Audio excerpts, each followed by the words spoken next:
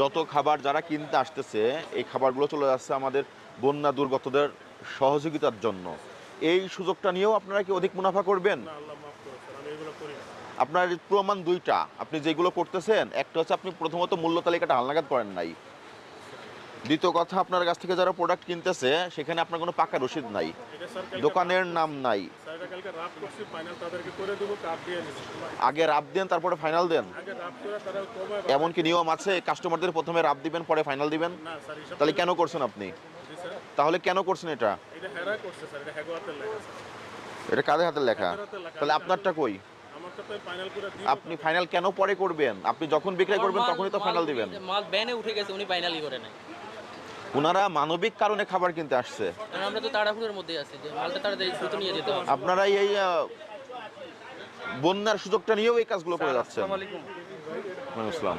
না, আমরা এরকম কিছু করি না, আল্লাহ মাফ করুন স্যার, আমি করি না। স্যার ওনার দেওয়ার কথা ছিল এই ডালটা, উনি দিয়ে দিছে এটা। তারপর মসুর ডাল চিকনটা দেওয়ার কথা ছিল, মোটাটা এটা দিয়ে কত তারিখের স্লিপ? কোনো প্রমাণ নাই। এটা কত তারিখের স্লিপ? কোনো প্রমাণ নাই। এটা হ্যাগো দিয়ে করাইছে আঙ্কেল। আমি স্যার আমি আপনাকে বলি বিষয়টা, উনি করে দিছে আসছে কত ৯৬,৯০০ টাকা।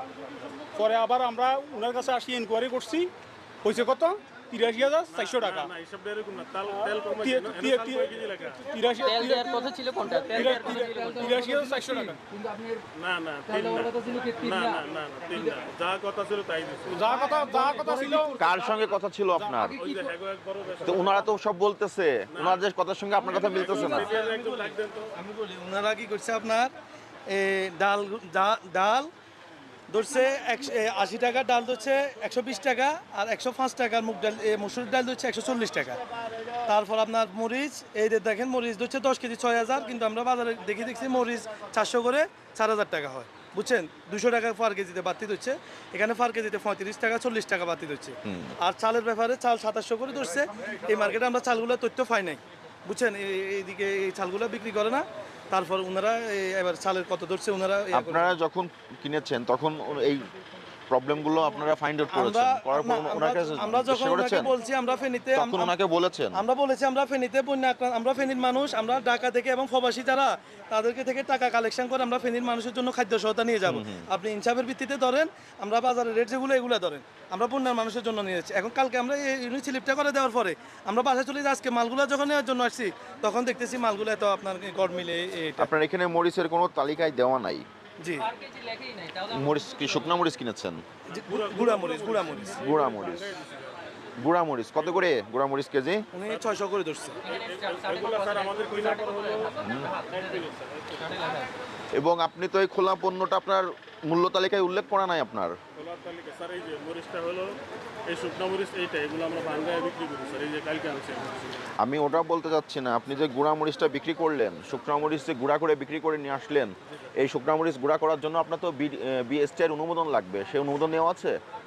না স্যার, আমরা নিজেরা বাঙ্গায় নিজেরা ভাঙিয়ে নিয়ে আসছেন, নিয়ে এসে অধিক মূল্যে বিক্রি করছেন, না, অধিক মূল্যে। এটা তো প্রমাণ তো হয়েই গেল এখানে। স্যার এরা তো ছাত্র মানুষ বুঝে না, এটা আমার কিনা। ছাত্র মানুষ বোঝে না, না, আমি কি বলছি? কি আর করা ভাই, আপনি বুঝেন। না, আমি কি বলছি, ওরা তো আমি কি বলছি বুঝেন নাই কথা, যে ওরা যে কত কিনা কত কাছে ওটা তো বুঝে নাই। আমি বলছি এইটা স্যার, আপনি কিন্তু এটা তো আপনি হালনাগাদ করবেন মূল্য তালিকা, এটা তো নাই আপনার। স্যার মুদি মাল তো অনেকগুলো আইটেম স্যার, মুদি মাল তো অনেকগুলো আইটেম স্যার, এগুলো সবগুলো তো একটা প্রাকৃতিক দুর্যোগ চলতেছে আমাদের দেশের কয়েকটা দেশে, ভাই, এই টাকাগুলো সময় তো এই সবার প্রবাসী সম্মিলিত টাকা ভাই। প্রবাসী ভাইয়েরা, পাশাপাশি ছাত্ররা নিজে উদ্যোগে এই কাজগুলো করতেছে, এই সুযোগটা আপনাদের নিতে হবে। না, আল্লাহ মাফ করুক, আপনি তো নিয়ে ফেলেছেন অলরেডি। নেই নেই স্যার, আসলে প্রথমত আপনার মূল্য তালিকা হালনাগাদ নাই, আপনি পাকা রাশি দিচ্ছেন না, আপনি মরিচের মূল্য বেশি রাখতেছেন। না, বেশি রাখি না স্যার, বিশেষ করে আমি এটা ভাঙ্গে কত করে আপনার দেখি। আপনার তো ভাঙানোর অনুমতি নাই, আপনি কেন ভাঙাতে গেছেন? আপনি যে মরিচটা গুঁড়া করেছেন কোন কারখানায় করেছেন? সেখানে কি শুধু মরিচই দিয়েছেন না মরিচের সঙ্গে অন্য কোনো শুকনো পাতা মিক্সার করেছেন?